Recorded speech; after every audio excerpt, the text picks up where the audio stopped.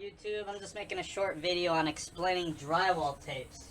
I'm in my personal garage. The reason I'm making this video because I gotta load up my truck for tomorrow. I got a busy day tomorrow, and I had to get some tape. In the drywall world, we have two different type of tapes, go-to tapes. We have a paper tape, and then we have a mesh fiberglass tape. I'm explaining the two differences of tapes. In the repair business, our go-to item is a drywall fiberglass tape.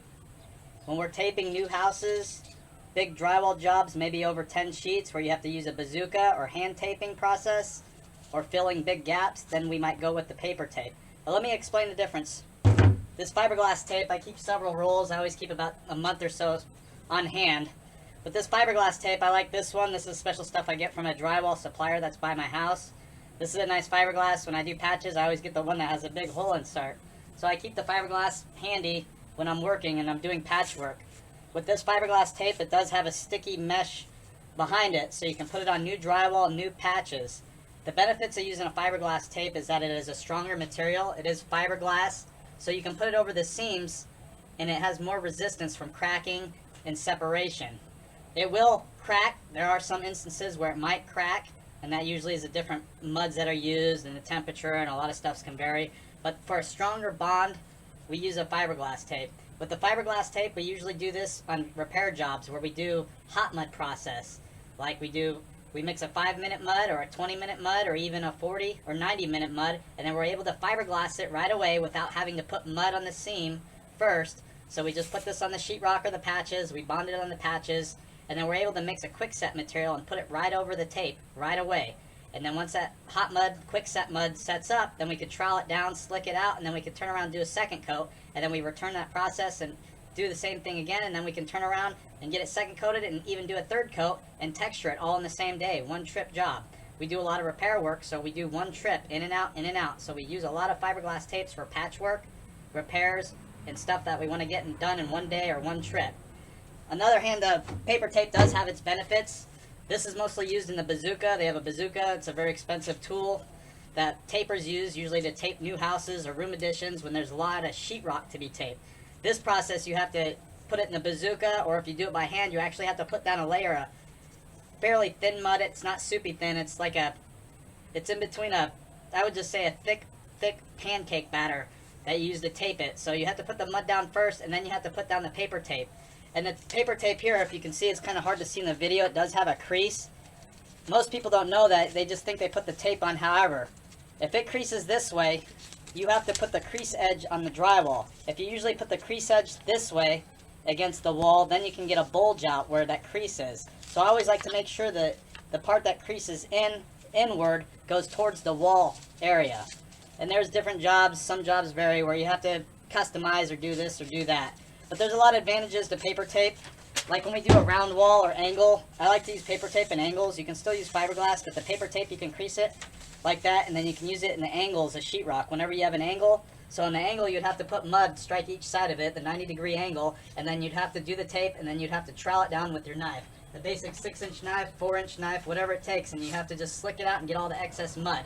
You have to make sure you have all mud underneath it. You can't just have mud here, mud there, or you get what's called blisters. You don't want to get blisters. If you get blisters the next day, you'll know, because when you go to look at the tape, you'll see little pockets. Basically, they're air pockets where there wasn't no mud, and the paper's starting to blister or bubble up. If you do get blisters, then you have to go through actually and cut them out, and then either retape the area or mud over it. So that's one disadvantage of using paper tape, is that you do get blisters if you don't have enough mud on it. And using the paper tape is always a messier process. So on repair jobs, if it's a bigger job, I like to use it in angles. Maybe if it's a big gap in the drywall, maybe someone hung the sheetrock themselves and they're just hiring me to come fill in gaps or whatever. I usually do a pre-fill in big gaps, and if they're really bad, we might even do a layer of paper tape and let it set overnight so it really bonds and secures. You could use hot muds with paper tape, but I don't recommend it because hot muds, unlike joint compounds, they don't shrink back. With the paper tape, with the regular joint compound, it tends to shrink back just a little bit, just enough so you don't get a big bulge on the wall. So if you do use these in angles with hot mud, you have to be good with your mud and really know what you're doing. For someone that never worked with hot mud, I don't recommend using hot mud with paper tape. If you are going to use hot mud, then the go-to item, of course, is your fiberglass tape. Fiberglass is pretty simple. There's, everybody thinks you just put it on. There is a proper way of cutting it. I like to use my drywall knife, and if you get it right straight, it just snaps right off. If you don't get it right on the money, then you get these little fiberglass hairs, and then you have to pick those out, so they do get troublesome. Some guys like to put the fiberglass on the actual wall, then cut it. An easier technique for patchwork is just, you know, if I have a 1 foot patch, I'll just cut a piece, cut a piece, cut a piece, and then I have my pieces, and then I can put them on. And once you put on the sheetrock, you want to slick them out. There's plenty of bonding here. Some tapes, when they get old, they lose the bonding, and sometimes in the summer when it gets warm, that bonding really gets sticky. So I always like to keep fresh tape. When you buy new tapes, good tapes, they always have plastic on them to protect them. I keep all my stuff in a thing here in my garage just to keep my materials from getting moisture and stuff like that. But paper tapes are good. Like I did a job where it was a round wall, like an arch wall, a round wall. So with the fiberglass, it's kind of hard to do a round tape. So whenever we do a rounded wall, we like to do what's called the tear tape method. So we just take these little tabs, and maybe every inch or so, we do little cuts, little cuts, little cuts, little cuts, little cuts. And then that creates an area where you can actually bend the tape. And that you want to use regular joint compound. And with regular joint compound, it's the old style method when it's a bigger job where you coat it, you have to let it dry overnight, turn around, second coat it, dry, sanding, sanding, sanding. So I recommend using that technique if you're not really good with drywalling. Always use a joint compound, because that way if you do make mistakes, at least you can sand it down the next day. And with the hot muds, it's more intermediate, professional, because if you do use it, once it sets up, it sets up. And it's not like regular joint compound where you can sand it real easily. When it sets up like a strong cement. So if you do sand it, you really got to sand it hard. And I don't recommend ever sanding hot muds unless you really have to. There's a technique in my other video on how to work with the hot muds. And we usually do a wet knife slicking process, which requires a 6-inch knife and a damp sponge where you slick out the hot muds before they set up. But that's enough with the hot muds. That's a whole nother video. But you can see with these paper tapes, you can make all kinds of niches, so you can get more custom around arches and bends and stuff like that. Another advantage of paper tape is if let's say around a plumbing pipe or something, if I have a copper pipe sticking out, I could do a technique like this. I get the paper tape, and then I just cut, okay, the gap's that big, and I can cut the paper tape like that. And then here's a pipe, and then I would just crease the tape like this, and then I would just cut a little hole like that.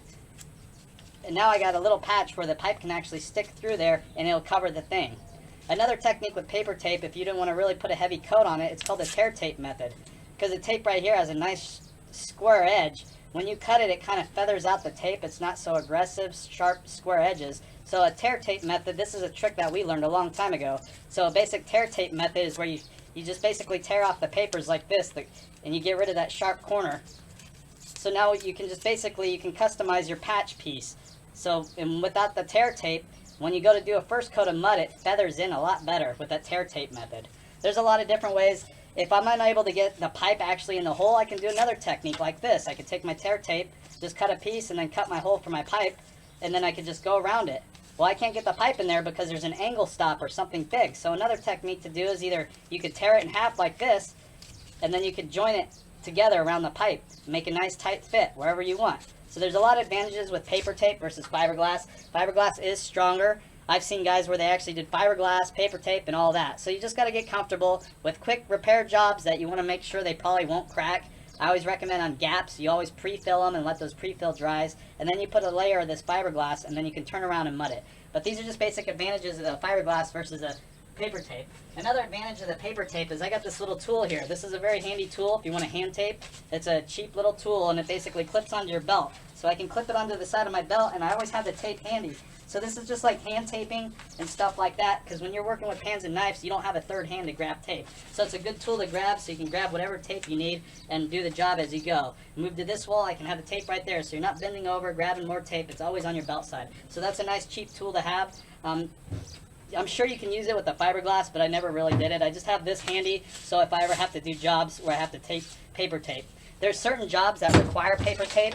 The paper tape, like in garages. Garages, I know out here, their code, they have to be fire taped. They call it, if you ever heard that expression, fire taping. So they have to be fire taped, and all that is per code is sheetrock at least has to be fire taped. It doesn't even need to be first coated, they just fire tape it. So a lot of new houses, that's why you'll see where they're just sheetrock and maybe a tape on the seams, and that's it. And they'll sell the house like that because they don't mud it or texture it. So that's what they call a fire taping per code, and that's per code, at least out here it is. So these are the two different tapes that we use. I mostly do drywall repairs, so I always go to my fiberglass. I like this fiberglass. I do buy at least 10 rolls at a time, so I'm good for a month or so I don't run out. I like these ones because they're around my hand, so I can work with my pans and knives, and I have my tape handy. So when I'm going through and doing patches, I usually have my tool belt, or I have a bucket for smaller patches. I go around, hang it, and I have my tape right here handy, so I can move, and go from room to room, wall to wall, and just tape as I go. Whenever I do patches, I tape as I go. I don't like to do all the patches and go back. I just do everything all in step process. So these are the two different tapes that we use. So fiberglass and paper. There are advantages of either, and there's disadvantages. So I recommend people that they just use a regular fiberglass tape on your patchwork and just use a regular joint compound. The joint compound will dry overnight, and if you do make the mud too heavy, there's a bulge, at least you can sand it down, either with an 80 grit sandpaper, 100 grit, 120, 150. It's just, how bad is it? How bad do we gotta sand it? 80 grit, of course, is a real coarse, so usually on our first coat, we always sand with an 80 grit, and then the second coat, we usually finish it off with either a 100 grit or a 150. And then to finish off sanding texture, the last finish sanding, we either use a 150, 180, 200, or 220. If you really know what you're doing, you could use a 100 grit, but I recommend either 80 grit for a first coat and 150 to 200 grit for the finish sanding. But these are the differences. I just want to make a short video because I'm out in my garage basically loading up for tomorrow. That's what I do. I get myself and get my truck loaded up for tomorrow's projects, and I'll make more videos on as I go along on these jobs. But hey, thanks for watching the video, and please subscribe. And like I said, I'm just a drywaller here, and I'm making videos. I have basic stuff here, nothing fancy. You don't need all the fancy tools to be drywaller. I just got my basic paper tape, fiberglass. I got a bunch of sponges. I just buy stuff when it's on sale, and I just basically keep my basic tools here and the rest of my truck, and of course in my garage I got a whole lot more. But these are just the basics for drywall repairs. But hey, get yourself some fiberglass tape, all right? Thank you.